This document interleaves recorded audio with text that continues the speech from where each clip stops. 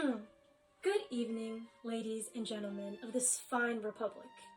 I am Counselor Jonathan Whitmore, attorney of the New York Bar, here in the year of our Lord 1824, bringing you the latest and most momentous rulings from the great Marshall Court, decisions that shall shape the destiny of our Union.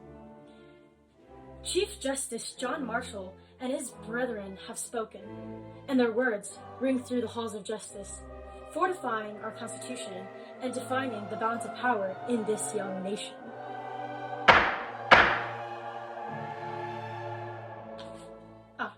Yes, the case that started it all.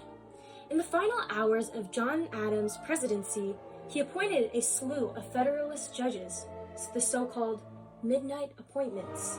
Among them was a certain William Marbury, who never received his commission before the presidency of Thomas Jefferson.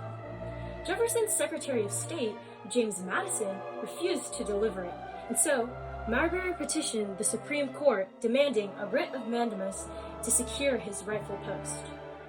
Marbury argued that the Judiciary Act of 1789 gave the court authority to issue such writs. Madison's side countered that this law improperly expanded the court's power beyond the Constitution. Now get this.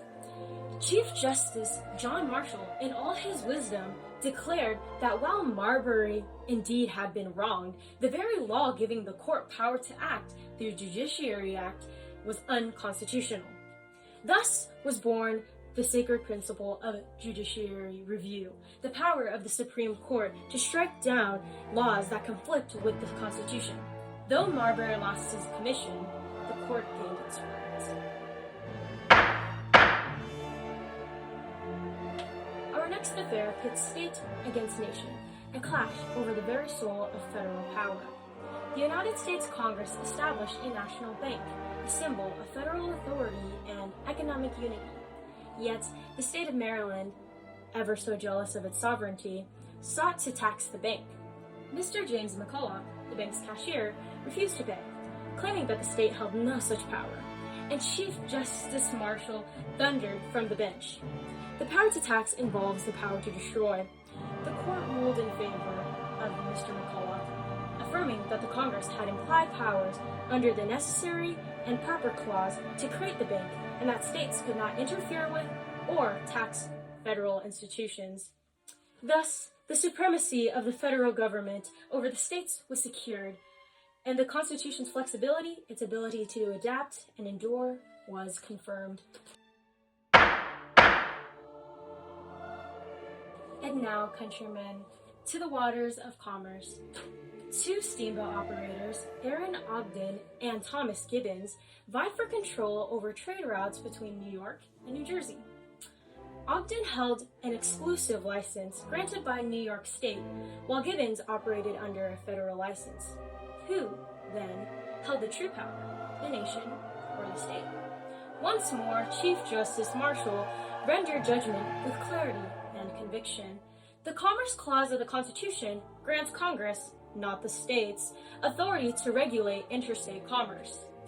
With this ruling, the court struck down New York's monopoly, ensuring that the flow of trade and enterprise across state lines would be free and unified under federal law.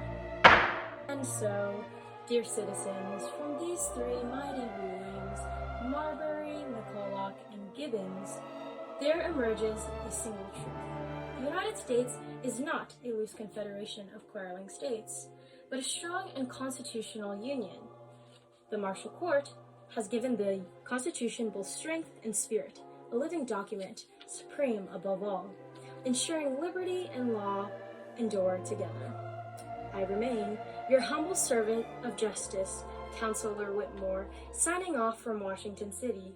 May the rule of law ever prevail.